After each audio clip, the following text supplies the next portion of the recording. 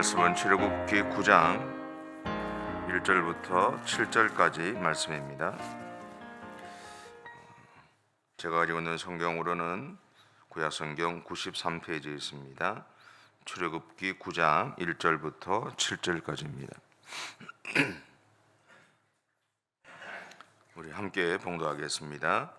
여호와께서 모세에게 이르시되 바로에게 들어가서 그에게 이르라. 히브리 사람의 하나님 여호와께서 말씀하시기를 내 백성을 보내라. 그들이 나를 섬길 것이니라. 네가 만일 보내기를 거절하고 억지로 잡아두면 여호와의 손이 들에 있는 네 가축 곧 말과 나귀와 낙타와 소와 양에게 더하리니 심한 돌림병이 있을 것이며 여호와가 이스라엘의 가축과 애굽의 가축을 구별하리니 이스라엘 자손에게 속한 것은 하나도 죽지 아니하리라 하셨다 하라 하시고, 여호와께서 기한을 정하여 이르시되 여호와가 내일 이 땅에서 이 일을 행하리라 하시더니 이튿날에 여호와께서 이 일을 행하시니 애굽의 모든 가축은 죽었으나 이스라엘 자손의 가축은 하나도 죽지 아니한지라. 바로가 사람을 보내어 본즉 이스라엘의 가축은 하나도 죽지 아니하였더라. 그러나 바로의 마음이 완강하여 백성을 보내지 아니하니라. 아멘.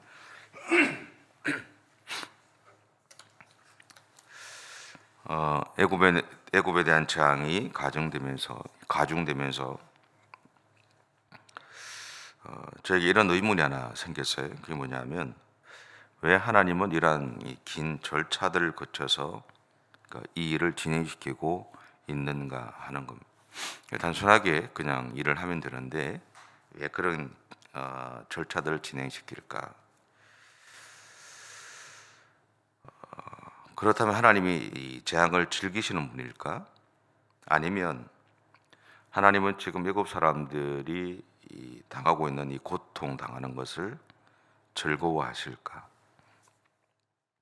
그렇지 않다라는 거죠. 하나님은 사람들이 고통 당하는 것을 즐기시는 분이 아니죠. 예전에 제가 태국에 갔을 때 어느 선교단체에서 1세대 이 선교사들이 그때 강사로 온 적이 있어요. 거기 터기에 있던 선교사님도 이런 경우는 없었다 그러고, 모여있었던 분들도 자기들이 이렇게 모인 적이 없었대요. 근데 그 이야기를 하는 거를 딱 들으면서 제가 어떤 생각이냐면, 나 때문이구나. 말을 지지도 안 듣고 완전히 무너진 상태로 있으니까 나 때문에 이 사람들 다 모았구나, 이런 생각을 했어요. 그런데 어쨌든 그런 과정 안에서 그 당시에 제가 상태가 그렇게 좋을 때가 아니었다 보니 근데 거기서 강의를 하시는 선교사님 한 분이 그런 이야기를 하셨어요. 목사님은 하나님을 어떻게 느끼세요? 하나님에 대해서 어떻게 생각하세요? 또 하나, 그렇다면 하나님은 목사님을 어떻게 보고 계실까요? 그런 이야기를 하셨어요. 그래서 자면서 한번 여쭤보라는 거예요. 한 번도 해본 적이 없어요. 그래서 제가 자면서 그랬어요. 하나님, 내가 하나님을 어떻게 느끼고 있어요? 자면서 계속 생각을 해봤어요. 근데 자다가 근데 갑자기 자는데 제 귀에 어떤 소리가 들리냐면, 선하신 분. 그 당시에 저에게 하나님은 선한 분이 아니었거든요. 왜냐하면 목회라고 하는 것들을 하면서 계속 고여 있었고, 때로는 목회 현장이 없어서 그냥 머물고 있었던 그런 상황, 어려운 교회 가서 그냥 설교만 하고 있는 그런 상황이었는데, 선하신 분이라는 거죠. 그래서 좀 물어봤어요. 그렇다면 하나님은 나를 어떻게 생각하세요? 물어봤어요. 거짓말 안 해요. 하나님은 나를 어떻게 생각하세요? 그러니까 가장 정확하게 표현하셨어요. 항상 염려하는 아이. 근데 제가 그 이야기를 듣는 순간에 울컥했어요. 왜냐하면 제가 그랬거든요. 항상 모든 것이 염려가 되어져서 걱정을 하고 사서 걱정하고 했었어요. 제가 왜 이런 이야기를 하느냐면, 제가 어려운 시간들을 다 거치면서 제 안에 있었던 게 뭐냐면, 하나님이 내가 당하는 고통을 즐길까? 왜 내가 자꾸 이런 일들을 겪게 하고 굳이 내가 왜 이런 일을 자꾸 겪어내야 되지? 라는 고민을 할 때였어요. 여러분도 아픔의 시간들을 겪을 때 그런 고민들을 해보지 않으세요? 근데 분명한 것은 뭐냐면, 하나님은 사람들이 고통당하는 것을 즐기시는 분이 아니다라는 거예요. 하나님이 원하시는 것은, 오늘 본문에 보면 이스라엘 백성들과 애굽 사람들이 하나님을 알게 하시기를 원하신다라는 거예요. 좀 더 구체적으로 표현하면 애굽 사람들에게는 하나님이 어떤 분이신가를 가르치고 계시고요, 이런 과정들을 통해서. 그리고 반면에 이스라엘 백성들에게는 살아계신 하나님을 분명하게 인식시키고 계신다라는 거예요. 그것을 위해서 지금 애굽 땅의 고통스러운 과정들을 겪게 하고 계신다라는 거죠. 어떤 분들이 예전에 이런 얘기를 하는 것을 들은 적이 있습니다. 요즘 시대가 얼마나 악한데 왜 하나님이 빨리 오시지 않느냐고. 틀린 이야기는 아니에요. 근데 세상을 살다 보니까 예전보다는 지금이 더 악한 세상이 됐고요, 그 당시에는 이전보다 그때가 더 악한 세상이었어요. 시간이 지나갈수록 계속 더 악한 세상으로 바뀌어 간다는 느낌을 받아요. 그런데 왜 하나님이 오시지 않을까요? 왜 예수님이 올라가시면서 이야기하셨던 다시 온다고 하는 그 이야기를 이행하지 않고 계실까요? 분명한 것은 하나님이 심판을 지연시키시는 이유는 우리 때문이다라는 거죠. 다시 말하면 한 사람이라도 더 구원받게 하고자 하신 하나님의 명확한 목적이 있다라는 거예요. 다른 것은 답이 없어요. 다른 것은 어떻게 이해할 수가 없고요, 설명할 수도 없어요. 하나님은 우리가 고통받기를 원하시는 것이 아니라 우리가 하나님 안에서 평안하기를 원하시고 행복하기를 원하시고 기쁨으로 살아가기를 원하세요.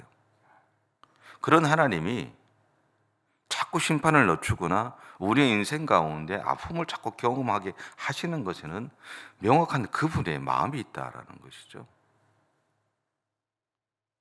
좀 이해할 수 없는 거지만 그럼에도 불구하고 우리를 향한 하나님의 사랑하심이 있고, 또 우리를 다시 회복시키고자 하신 하나님의 마음이 있고, 우리 한 사람 한 사람들을 하나님 앞에서 바로 세우기를 원하시는 하나님 그분의 마음이 이 안에 포함되어 있다라는 겁니다.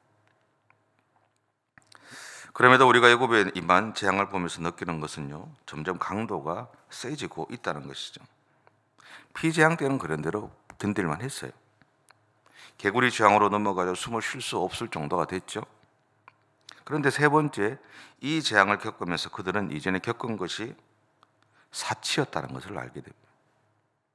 네 번째, 파리 재앙부터는요, 땅이 고통을 당하기 시작을 했어요.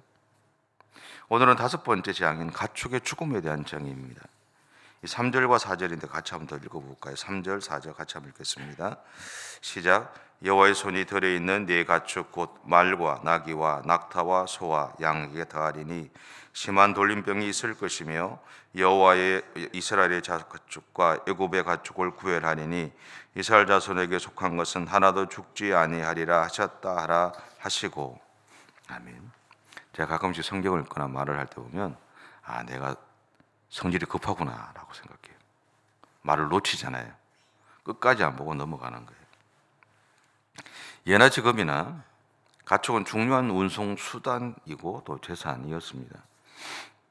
저는 이제 도시에서 살다 보니까 그냥 들었던 이야기들 중에 하나가 뭐냐면, 예전에 우리 부모님 세대는 소를 팔아서 자녀들 학비를 이렇게 만들기도 했다는 이야기를 들었어요.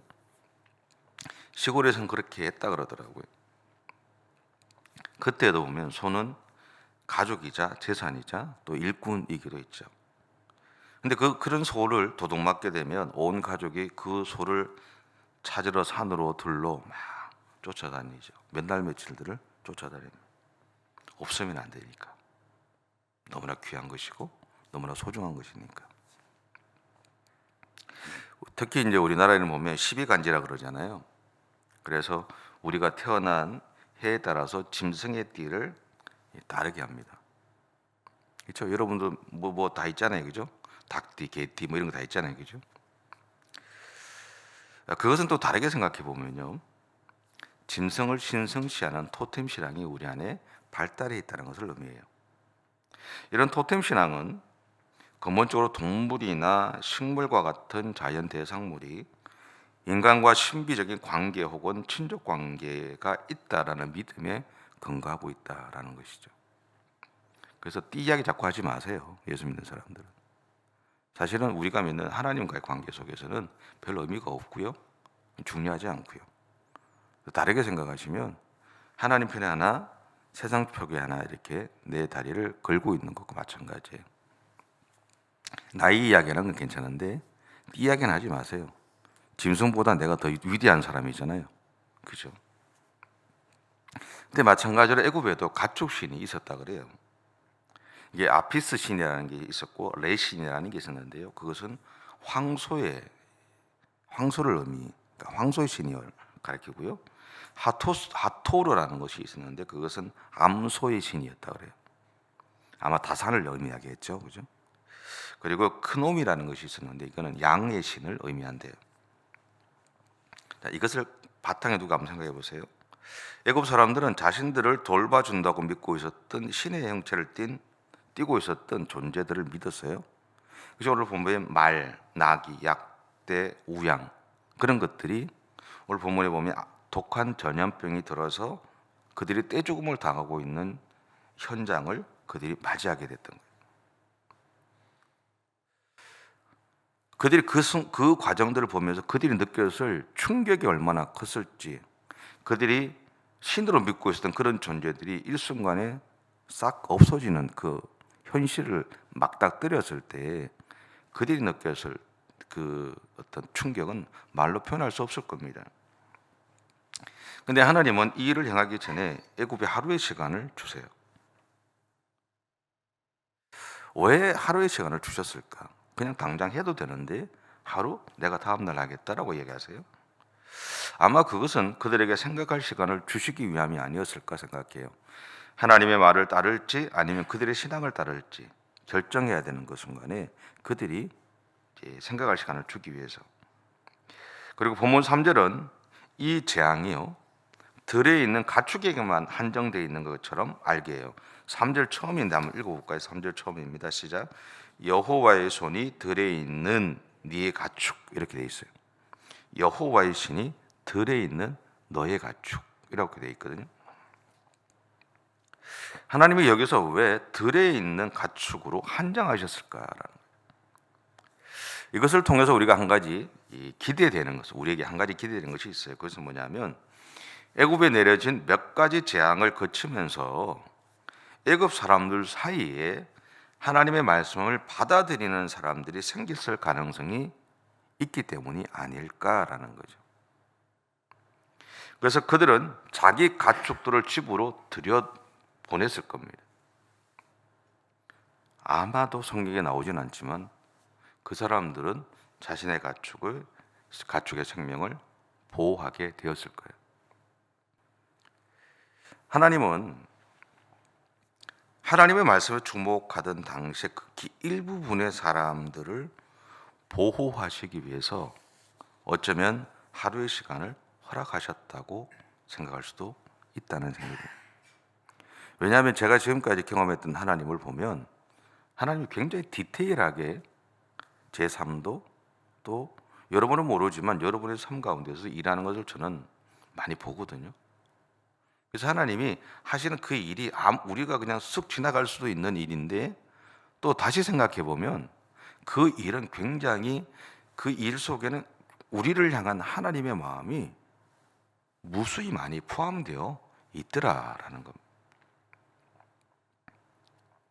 그리고 우리가 여기서 한 가지 알게 되는 것은요, 하나님은 진노 중에라도 긍휼을 베푸시는 분이다라는 겁니다.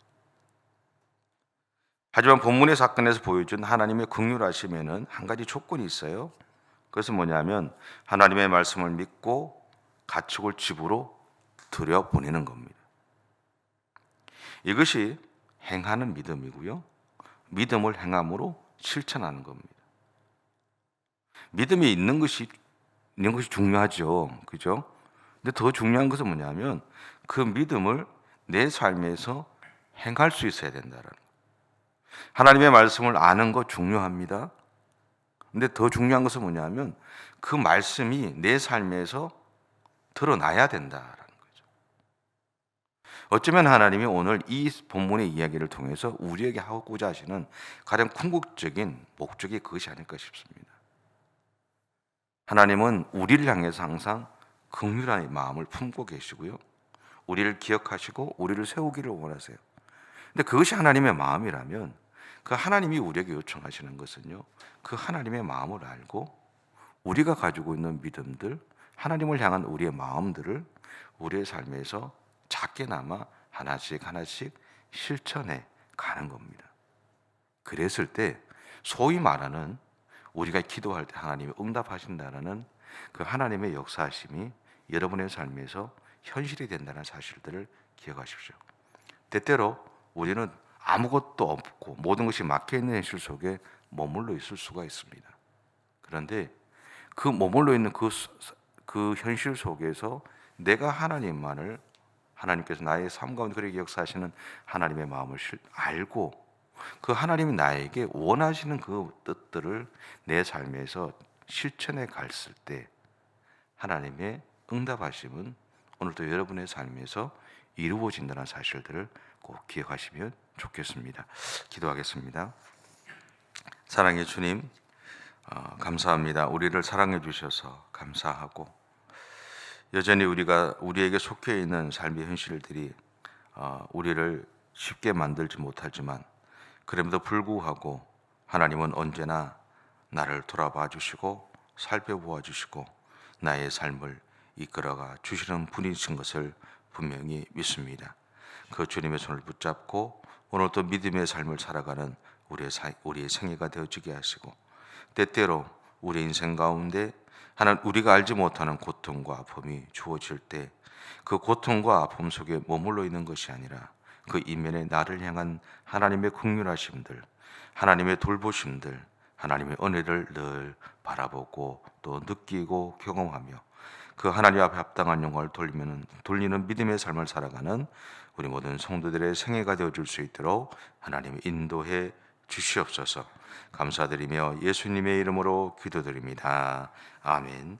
하늘에 계신 우리 아버지의 이름을 거룩하게 하시며 아버지의 나라가 오게 하시며 아버지의 뜻이 하늘에서와 같이 땅에서도 이루어지게 하소서. 오늘 우리에게 일용할 양식을 주시고 우리가 우리에게 잘못한 사람을 용서하여 준 것 같이 우리 죄를 용서하여 주시고 우리를 시험에 빠지지 않게 하시고 악에서 구하소서. 나라와 권능과 영광이 영원히 아버지의 것입니다. 아멘.